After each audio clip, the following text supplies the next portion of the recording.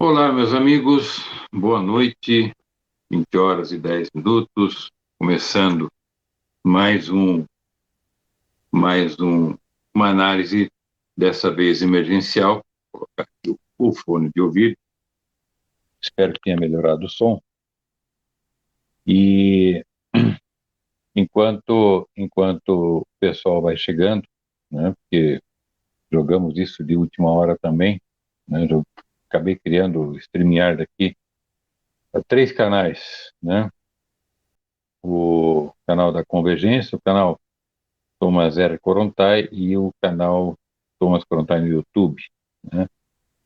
E a ideia aqui é analisar esse ofício 29126 da, da, do Ministério da Defesa, no gabinete do ministro, tá? Dirigido ao Alexandre de Moraes, né, pelo ministro da Defesa, né? É, o que as Forças Armadas fez foi entregar um relatório público, né? Eu até pensei que não seria público, mas foi distribuído, foi publicado, né? Está sendo distribuído para o país inteiro, de maneira que ficou demonstrado que o TSE, na verdade, não permitiu a fiscalização correta por parte dos técnicos das Forças Armadas. É isso mesmo que vocês ouviram, né? Então, veja bem, eu estou com a tela aberta aqui na frente, tá?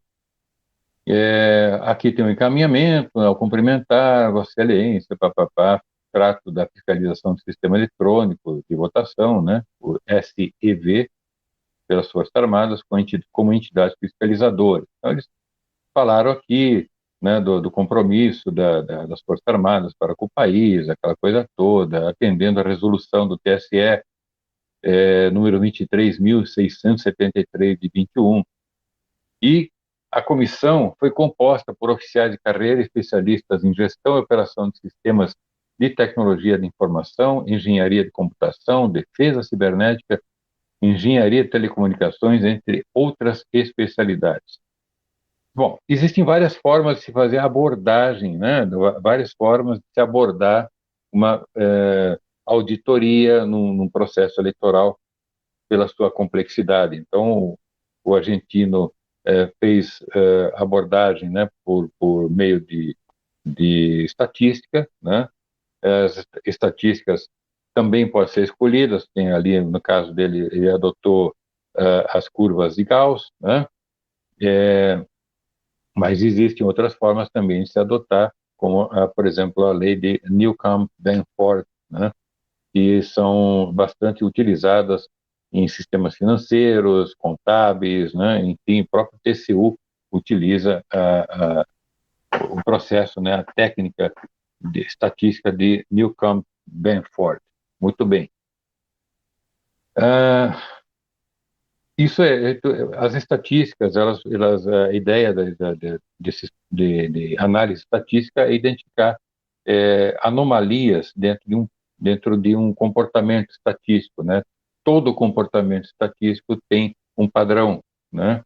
Então, no caso da Newcomb-Benford, eles trabalham em cima do primeiro dígito, né? Eu não sei como é que isso funciona, não sou matemático estatístico, né? Mas é uma forma que eles abordaram.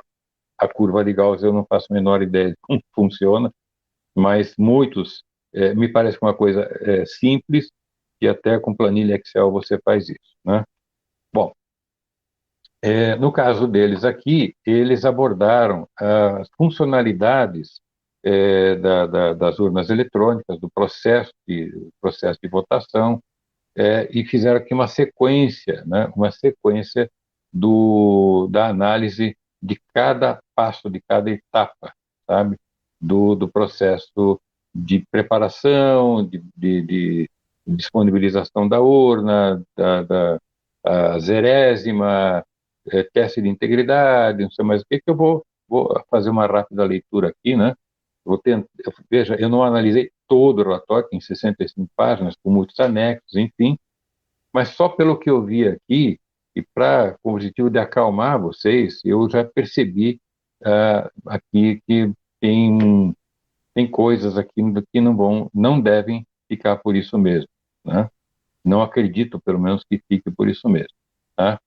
Até porque são as Forças Armadas, e que foi citado, né, que um corpo técnico de altíssima relevância, altíssima capacidade, né, e que não poderia ser confrontado com hackers de menos de 20 anos de idade, né, que conseguiram fazer outras abordagens, como a dos áudios aí de dois jovens que está circulando pela rede, né?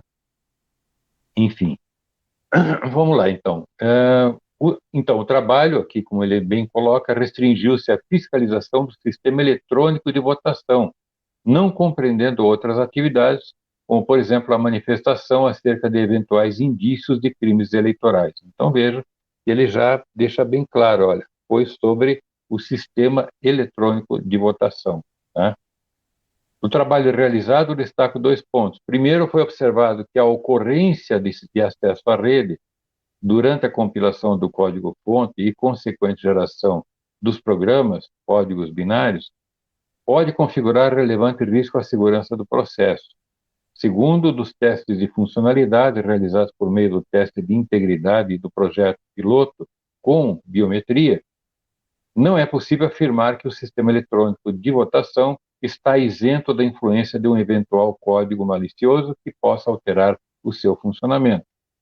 Em consequência, solicita à Corte Eleitoral atender ao sugerido pelos técnicos militares no sentido de realizar uma investigação técnica para melhor conhecimento do ocorrido na compilação do código-fonte e de seus possíveis efeitos e promover a análise minuciosa dos códigos binários que efetivamente foram executados nas urnas eletrônicas. Para isso, apresento como sugestão a criação de uma comissão específica, integrada por técnicos renomados da sociedade e por técnicos representantes das entidades fiscalizadoras. Vai exigir paciência, meus amigos. Em face da importância do processo eleitoral para a harmonia política e social do Brasil, solicito ainda a esta Corte Superior considerar a urgência na apreciação da presente proposição. É meio complicado, porque os senhores membros do TSE estão passeando pela Quinta Avenida, em Nova York. Por fim, reafirmo o compromisso permanente do Ministério da Defesa e das Forças Armadas com o povo brasileiro, a democracia, a liberdade, a defesa da pátria e a garantia dos poderes constitucionais da lei e da ordem. Atenciosamente, Paulo Sérgio Nogueira de Oliveira, ministro de Estado da Defesa. Assinado hoje, né, às 18h05, no dia 9 de novembro, portanto, hoje. Então, veja bem, o relatório técnico. Eu não vou ler todo o relatório, tá? Vou ler algumas partes aqui. Então, ele faz a introdução da fiscalização do sistema eletrônico de votação pelas Forças Armadas, tá? Vamos lá, aqui. Em dezembro de 2019, ele vai contando uma história aqui da relação das Forças Armadas com o TSE, né?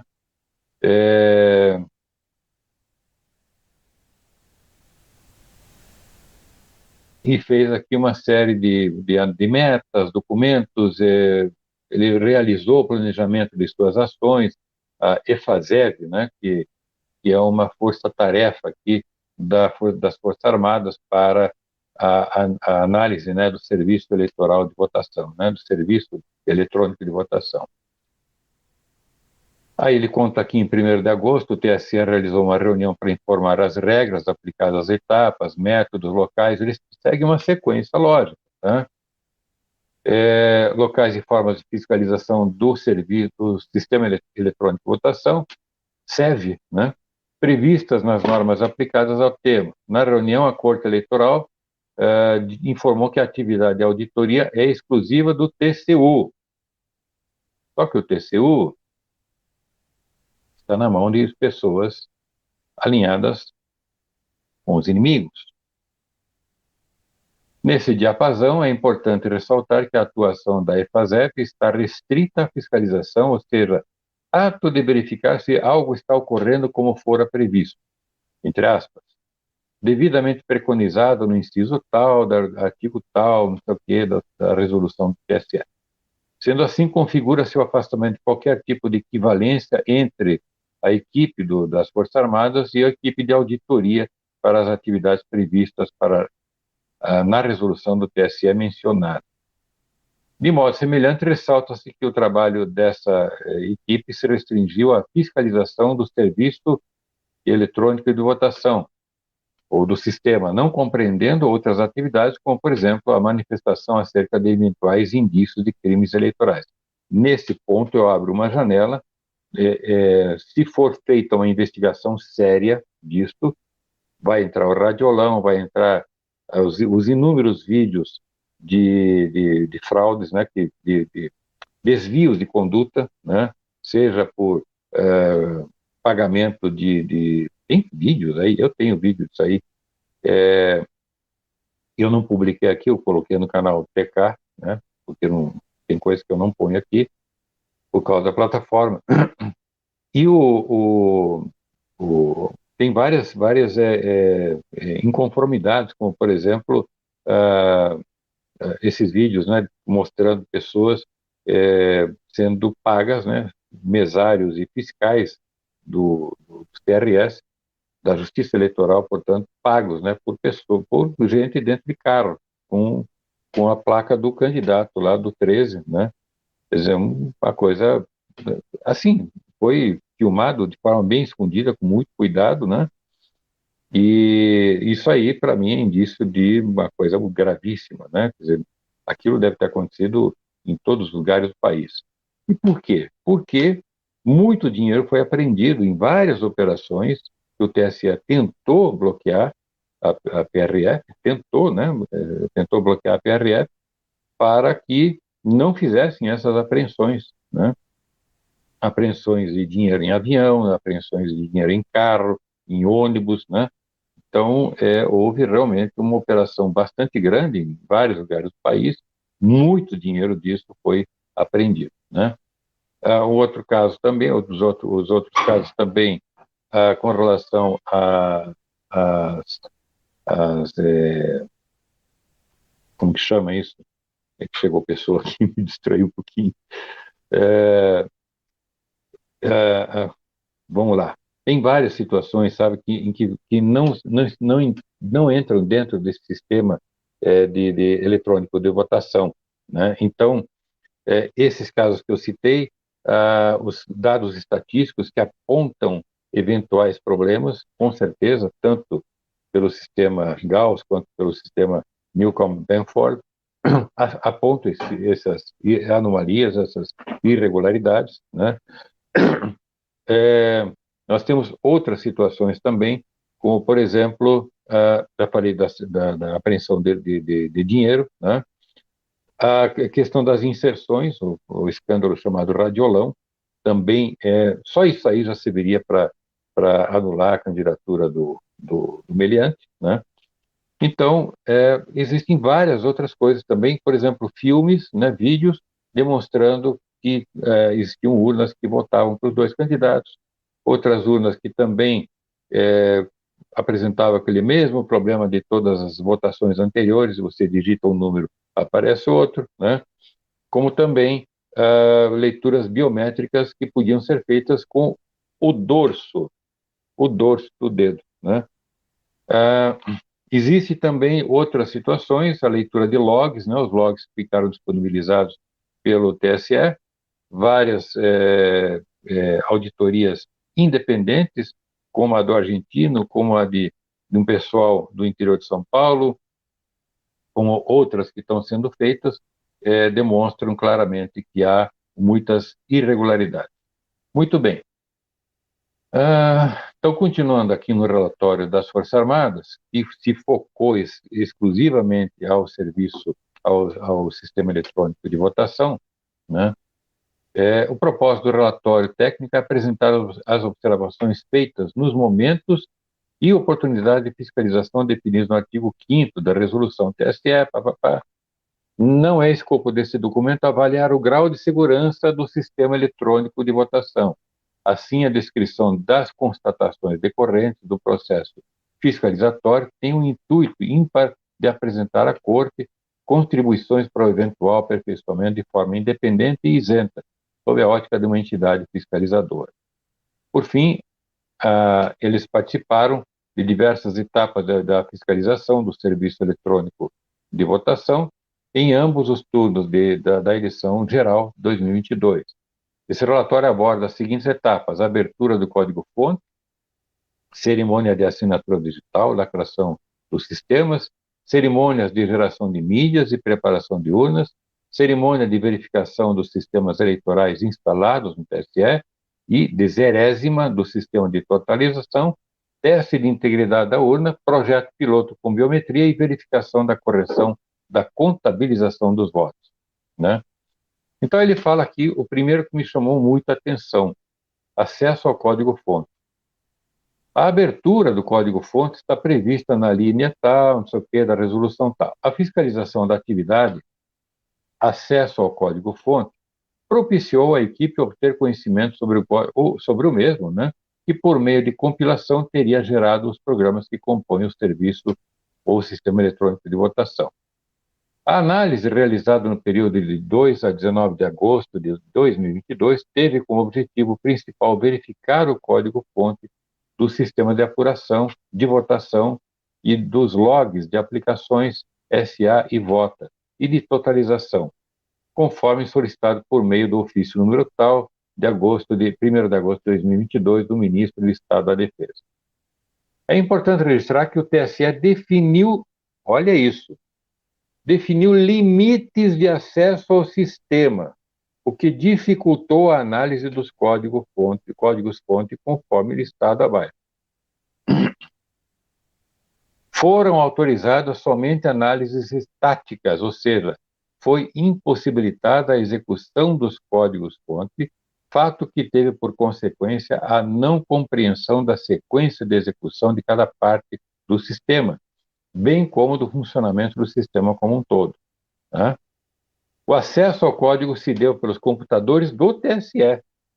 Cada equipamento tinha uma cópia do código-fonte. O TSE autorizou os técnicos das Forças Armadas acessassem a sala de inspeção, levando somente papel e caneta. São milhões, segundo eles falam aqui, 17 milhões de linhas de código, das linhas de código-fonte. Que tal? Que parece isso para vocês? Não foi autorizado o acesso ao sistema de controle de versões do serviço eleitoral, do sistema eletrônico de votação. Aqui está em abreviatura, em sigla. O que inviabilizou a comparação da versão compilada com a versão fiscalizada e também impossibilitou a aferição da correspondência entre os códigos-fonte.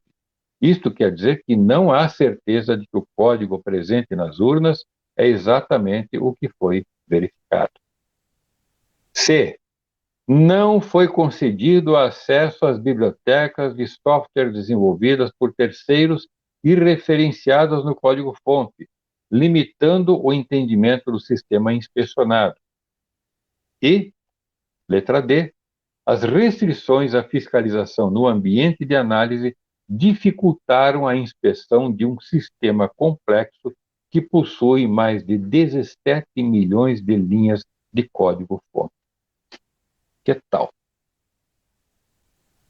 Desta forma, tomando-se em conta as limitações supracitadas e em face da complexidade do sistema, a análise da equipe técnica ficou limitada à inspeção visual, restringindo muito a capacidade da EFASEV em identificar inconformidades de segurança. Que tal isso aí, meus amigos?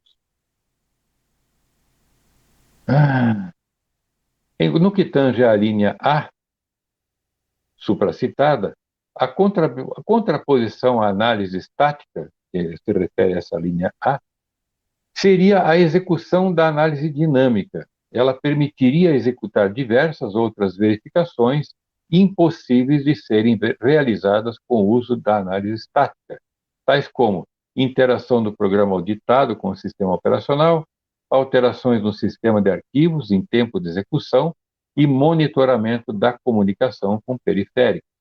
Tais verificações contribuiriam significativamente para a qualidade do processo de inspeção do código-fonte e de detecção de anomalias.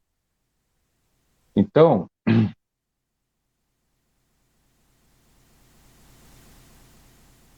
em complemento ao já abordado, cumpre ressaltar que, no contexto das limitações acima descritas, a natureza do código e a complexidade do sistema restringem o entendimento das funcionalidades da solução. Aí, então, eles sugerem, né, que seja disponibilizado o acesso ao controle de versões na sala de inspeção do código, seja permitido o uso de ferramentas de análise dinâmica dos códigos-fonte. Isso aqui, essas limitações impostas pelo tribunal, foram as mesmas, se não piores, do que aconteceu naquela auditoria solicitada pelo PSDB nas eleições de 2014. Quem narrou isso foi o engenheiro Amilcar Brunazzo, em diversas ocasiões, com documentação, inclusive numa reunião minha e dele com uma equipe da Organização dos Estados Americanos em Brasília, em 2018, e onde ele expôs isso claramente para a equipe da OEA.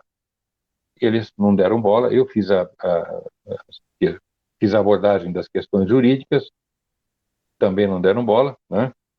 E, ou seja, tá tudo mancomunado, né, pelo jeito, viu? Então, e o TSE usou parte, né, segundo o Amilcar, né, teria usado parte de trechos dessas conclusões, não só do engenheiro Amilcar, como do CEMIND, que é o Comitê Multidisciplinar Independente, forrado dos melhores técnicos do país, né? E eles foram pagos, inclusive, pelo PSDB para fazer isso, e não tiveram acesso a diversas formas de fazer a auditoria e a fiscalização, né? Então, eles não tiveram como fazer, né? Exatamente a mesma coisa que aconteceu aqui com as Forças Armadas, né? Então, o relatório é extenso, eu não vou aqui ficar trabalhando em cima disso com vocês, né? Eu mesmo não li todas as 24 páginas do relatório técnico, aí tem os anexos, etc. E detalhe, eu não sou técnico em informática, técnico em como que chama, em inteligência da informação, enfim, e eu não domino esses temas aqui de maneira muito mais compreensível. Porém, do que foi lido, eu li para vocês aqui, é absolutamente líquido e certo de que o relatório ele é inconclusivo. O relatório não conseguiu concluir nada porque o TSE não deixou. Eles encaminham, o ministro da Defesa sugere aqui, né, pede a criação de uma comissão, é, talvez tripartite ou com mais partes, com gente talvez do Ministério da Defesa, com membros da sociedade, mas eu tenho certeza que o TSE vai escolher, não, você não entra, você pode entrar, você vota, em quem que você vota, né? Ah, você pode entrar, tá? Então, vai haver esse tipo de coisa. Neste ponto, eu faço uma forte crítica ao Ministério da Defesa, às Forças Armadas, porque restringindo-se somente a e isso é um pleonasmo, né, somente a esse relatório, nós vamos ficar dando voltas e mais voltas até chegar à data da diplomação e à data da posse do meliante, mesmo diante das inúmeras outras inconformidades, né, no mínimo, que nos levaram a essa situação de milhões de pessoas estarem nas ruas clamando pelas forças armadas, né? Então, nós temos que pensar em novas abordagens, porque isso aqui vai acabar se tornando uma grande enrolação, embora ficou demonstrado, por meio desse relatório, a má vontade do Tribunal Superior Eleitoral em abrir completamente o sistema. Né? E olha, detalhe, não eram setores privados pedindo a abertura do sistema, que deveria ser aberto com base no artigo 37 da Constituição, transparência total. Né? Mas as Forças Armadas, tá? Eles negaram acesso às Forças Armadas do Brasil. Quer dizer, eu, se sou ministro, se eu sou comandante das Forças Armadas, eu me sentiria absolutamente ultrajado e acredito que cada soldado de qualquer patente deste país deva se sentir absolutamente ultrajado com a leitura desse relatório aqui, com as conclusões que estão absolutamente claras, relatadas aqui nesse documento. Tá? E eu não poderia deixar apenas por isso. Tá? Eu acho que agora seria o caso de juntar todas, fazer um relatório de todas as inconformidades, todas as fraudes, todas como que eu posso dizer, infrações, né, de ordem criminal, tá? Com tudo que aconteceu, a questão do radiolão, da apreensão de recursos, das inúmeras apreensões de recursos, os inúmeros vídeos, né? Poderia se abrir um canal, por exemplo, na Presidência da República ou nas Forças Armadas mesmo, com o poder moderador, como juiz natural, abrir um canal e pedir para a sociedade, olha aí, ministro, uma ideia, tá? Eu vou até fazer essa ideia via convergências e mandar a abertura, sugerir a abertura de um canal de comunicação com o eleitor, e os eleitores que tiverem vídeos e relatos que o façam diante do poder moderador, tá? Nós não temos mais judiciário, então não adianta, né? A Procuradoria-Geral da República, pelo amor de Deus, né? Me desculpe, eu sou Aras, mas o que o senhor tem feito, inclusive não feito, né? Principalmente não feito, como, por exemplo, responder à nossa denúncia protocolada antes das eleições do primeiro turno, uma denúncia de ilegalidade do processo eleitoral, tá?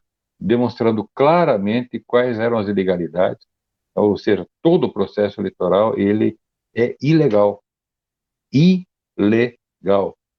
E eu venho avisando o presidente Bolsonaro há 4 anos, não só eu, com vários outros membros da Convergências ou ligados a Convergências a qual eu coordeno. E chegamos nessa situação. Tá?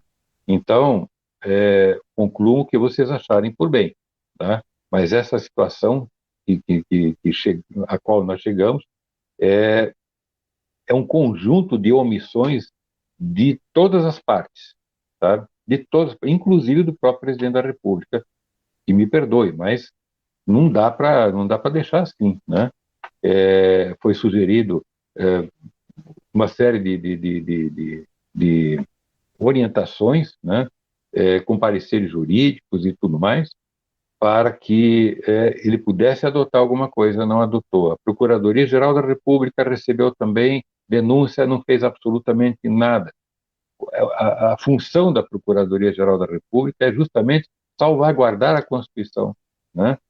E iniciar processo, sabe? Consultar o TSE, escuta, o que vocês estão fazendo, né? Vocês têm que cumprir a lei, está aqui o Código Eleitoral vigente desde 1965, Lei 4737, tá? A Lei 9.504, que é de 1997, não revogou o Código, apenas permitiu a apresentação, né, permitiu a introdução do sistema eletrônico no Brasil, não substituindo, não, em nenhum momento fala da substituição do processo eleitoral em cédula. Tá? O artigo 37 da Constituição fala também da obrigatoriedade da aplicação do princípio da publicidade, ou seja, o serviço eleitoral precisa ser público e não é, ele é todo feito secretamente.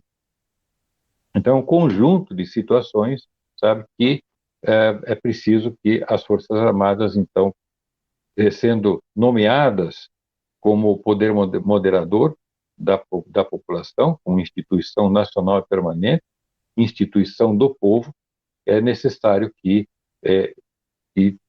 façam o que tem que ser feito, porque o presidente da República hoje é parte do processo.